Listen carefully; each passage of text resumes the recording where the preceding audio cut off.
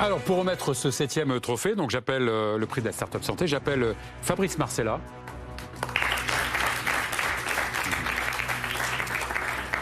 Fabrice Marcella, rebonjour. Rebonjour, bonsoir. Alors, vous êtes directeur donc, de la Banque des Startups by LCL. Quel est votre rôle dans l'accompagnement des startups? Vous les financez, mais pas seulement? Oui, le financement, ce n'est qu'un moyen qui permet à la start-up de passer d'une idée à un projet réussi. En fait, la Banque des startups, elle est née de cette envie d'accompagner les entrepreneurs, de l'envie, en tout cas, de ceux qui osent entreprendre. Et donc, le sujet, quel est-il? Il est de pouvoir accompagner chacune des étapes de la maturité d'une boîte, de l'idéation à la création, l'amorçage, le passage à l'échelle et l'expansion. Mais c'est aussi d'accompagner l'entrepreneur dans ses projets de vie personnelle. Tout ça est intimement lié. Donc, comment lui permettre de réaliser ses projets professionnels et comment peut-il anticiper également la structuration de son patrimoine? Et ensuite, accompagner un entrepreneur, ça veut dire quoi? Ça veut dire aussi être à son service et répondre à toutes les questions du comment qui l'empêchent de dormir la nuit. Comment je fais pour trouver des business angels? Comment je fais pour trouver des clients? Comment je fais pour apprendre à pitcher face à des investisseurs? Donc, c'est tous ces éléments-là qui visent à faire quoi? À faire en sorte d'accompagner un entrepreneur, de passer d'une idée à un projet réussi. Et on le fait comment? On le fait tout simplement grâce à une équipe qui a un mindset entrepreneurial. C'est extrêmement important que l'entrepreneur soit en confiance avec nous et qu'il sente que l'on comprenne son quotidien. Donc ça veut dire que j'ai avec moi des banquiers qui ont l'habitude d'accompagner des scale-up, mais aussi des banquiers qui ont l'habitude d'accompagner des startups en phase d'amorçage. C'est vous d'ailleurs qui avez créé ce club d'ailleurs? Alors, je l'ai créé sous l'impulsion du DG de la banque, quand même, qui est Serge Magdelaine. Oui. Moi, avant ça, je dirigeais un incubateur. Et donc, je partageais avec des entrepreneurs leurs joies, leurs peines, leurs succès, leurs échecs. Ce que je partage aujourd'hui avec l'équipe pour pouvoir bien accompagner ces entrepreneurs. Alors, on dit souvent qu'en France, on est spécialiste pour l'amorçage, on est très bon pour amorcer, mais on est un peu moins bon pour ce qui concerne le développement, notamment le développement à l'international. Alors, on est bon pour l'amorçage, on est quand même bon pour le scaling. En fait, c'est ensuite pour l'expansion à l'international, où là, ça nécessite des fonds beaucoup plus importants. Et c'est un problème finalement plus structurel lié à l'Europe. C'est déjà, d'une part, on n'a pas, même si on a une réglementation commune, on voit bien qu'il y a des interprétations qui sont souvent spécifiques par pays. Et puis ensuite, on n'a pas les fonds suffisants réunis pour l'ensemble de ces pays, avec l'ensemble de ces pays pour pouvoir aller à l'international, d'où ces fonds américains ou internationaux qui viennent financer les startups françaises. Donc, accompagner une startup santé, c'est pas la même chose qu'accompagner une startup dans d'autres domaines. Il y a quand même plein de points communs. Différence, oui. En tout cas, il y a plein de points communs. Déjà, chacune de ces startups travaille sur un produit, cherche ensuite à faire ce qu'on appelle le product market fit, l'adéquation entre produit et marché, cherche généralement des fonds, cherche des clients, cherche à recruter, cherche à gérer leur entreprise. La spécificité, quelle est-elle? Elle est souvent le temps qui est beaucoup plus long. C'est un temps long. La recherche et développement est peut-être souvent un peu plus longue dans le monde des startups du digital. Ensuite, on a le sujet des tests cliniques, le sujet de la certification. On voit bien aussi que le secteur public est peut-être un petit peu long aussi à accorder des autorisations de mise en marché. Donc ce temps long génère quoi? Génère finalement beaucoup d'incertitudes auprès de ces entrepreneurs et aussi la difficulté à trouver des investisseurs qui cherchent davantage une rentabilité court terme et donc se montrent beaucoup plus prudents peut-être sur ce secteur-là qu'ailleurs.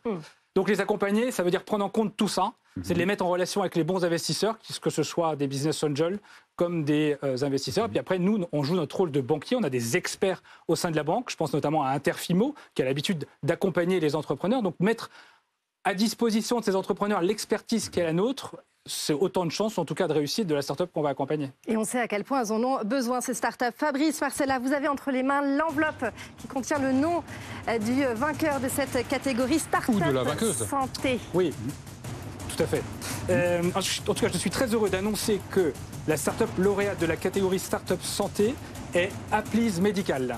Félicitations. Et nous accueillons sur le plateau la lauréate de ce prix, Vanessa Le Sabre, cofondatrice et PDG d'Applease Medical. Applease Medical veut rendre la kiné respiratoire plus ludique, effectivement, via une flûte connectée. Vanessa Le Sabre, on va en parler dans un instant, mais d'abord, une vidéo de présentation.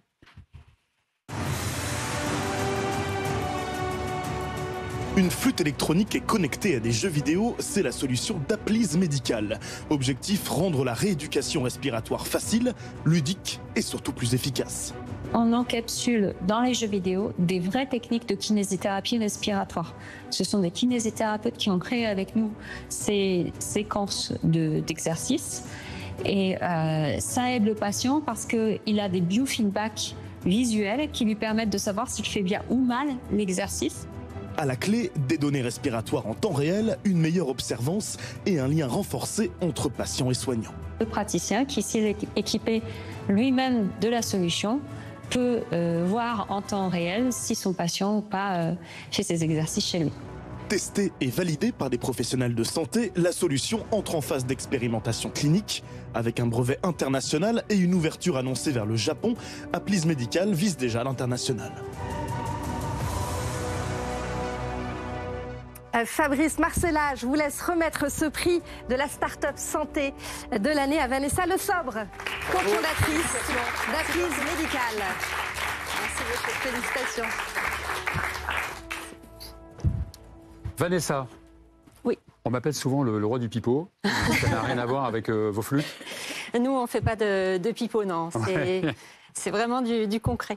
Donc vous constatez une véritable différence au niveau de l'observance avec vos produits? Oui, en fait, déjà, on constate une observance parce qu'avant avant l'Orio, il n'existait pas de système de dispositif médical connecté qui permettait de suivre des données. Donc, effectivement, on suit les données et on constate que chaque mois, en moyenne, 60% des patients font quotidiennement leurs exercices.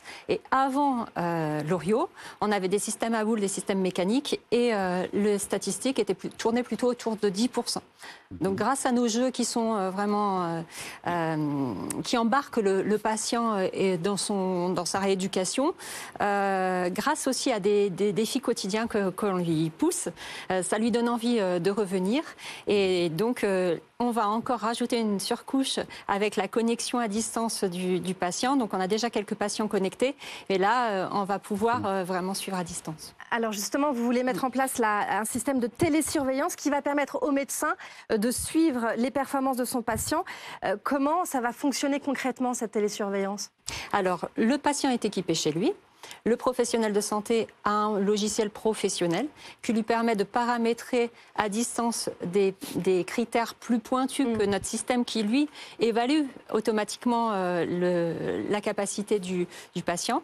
Et donc, à travers des études cliniques qu'on va porter cette année, nous allons pouvoir évaluer l'amélioration de la capacité du patient et également mesurer le taux de rechute, de ces patients qui ont beaucoup d'exacerbations respiratoires. Et c'est bien le problème de la santé publique. On a beaucoup de réhospitalisations et grâce à l'Orio, on espère diminuer ce taux de rechute.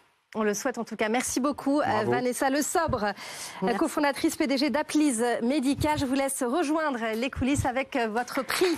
Merci beaucoup.